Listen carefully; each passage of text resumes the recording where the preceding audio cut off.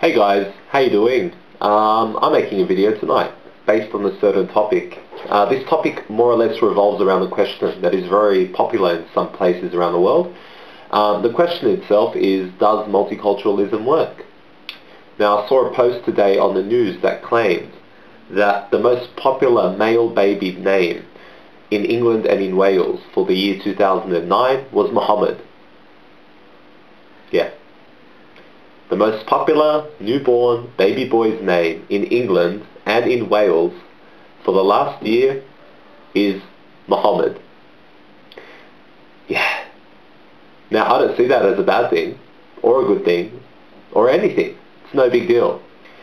But I read the comments that came forward along with this news article, and it was a bunch of people in an uproar, begging that this does not happen in Australia, pleading for us to save ourselves from this happening.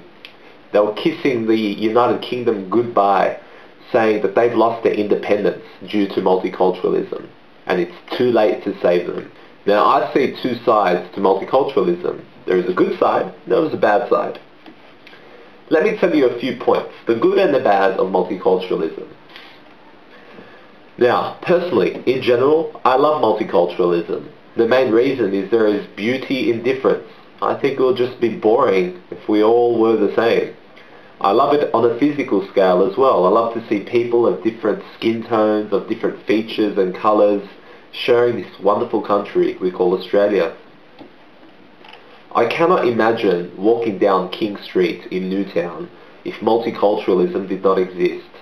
The place would probably just be a meat pie shop and a pub. For those of you who don't know what King Street is, it's a popular street near Sydney here in Australia that has hundreds of restaurants from all around the world, from African to Thai, from Lebanese to Indian, from Greek to Italian, you name it. Now, multiculturalism works under certain conditions though. For example, multiculturalism does not work when the other culture imposes their own culture over the Australian one. For example, I believe the other culture could propose an idea or a view to the current Australian culture, yet if the Australian culture rejects it, they should hold no grudge for that. And if the Australian culture accepts it, they should see this as a gesture of goodwill and not simply an expectation. For all those people who cry foul when they see multiculturalism and see it as a terrible thing, they'll be the first you'll catch red-handed with a kebab in their hands after a big night out in town. They are the ones who would not complain if they woke up from a coma under the attendance of an Indian doctor.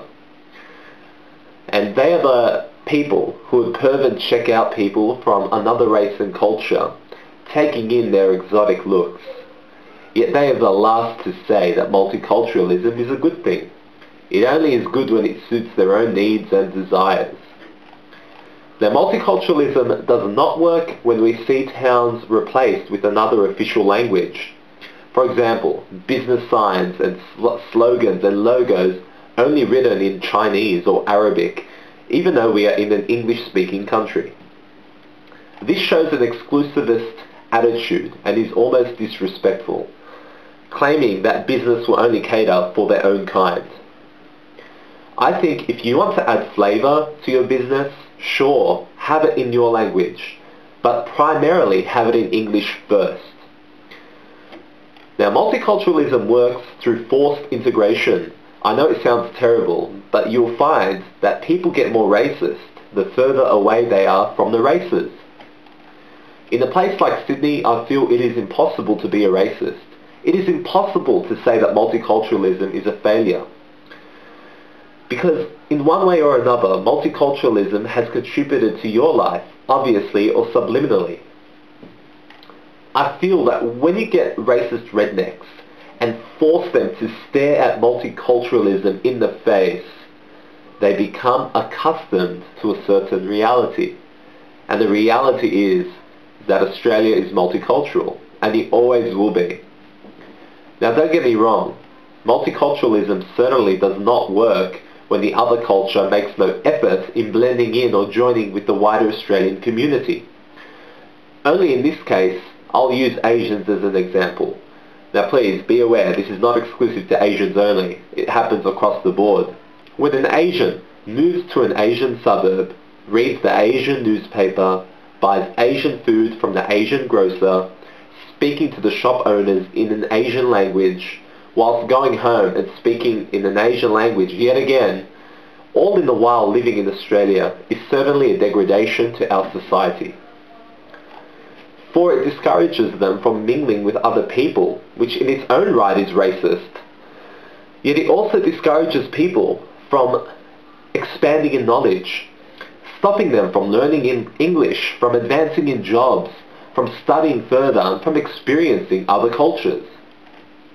Multiculturalism also does not work when people from another culture only hire people within their own race.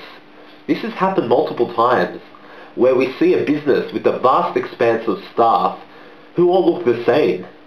People only from a single race do not represent the city life that I look at every day. Then again, multiculturalism works because it gives Australia a certain energy rarely matched anywhere else in the world. The question is no longer if multiculturalism works, because it does. Yet it is up to us on how we perceive and how we enact on multiculturalism. It is up to us to accept another culture coming into Australia, to welcome them, to embrace them and remind them they do not have to lose their own culture, or forget who they are or where they came from in order to be an Australian. Yet it is up to the other culture to come here and make the right choices, to not impose their culture on others, to not expect Australia to bow down to their every desire, and to take the chance in blending in and mingling with the vast array of other people. The success of multiculturalism is not with the government, it is with us. It is with you, with I, with them. Let's make this work.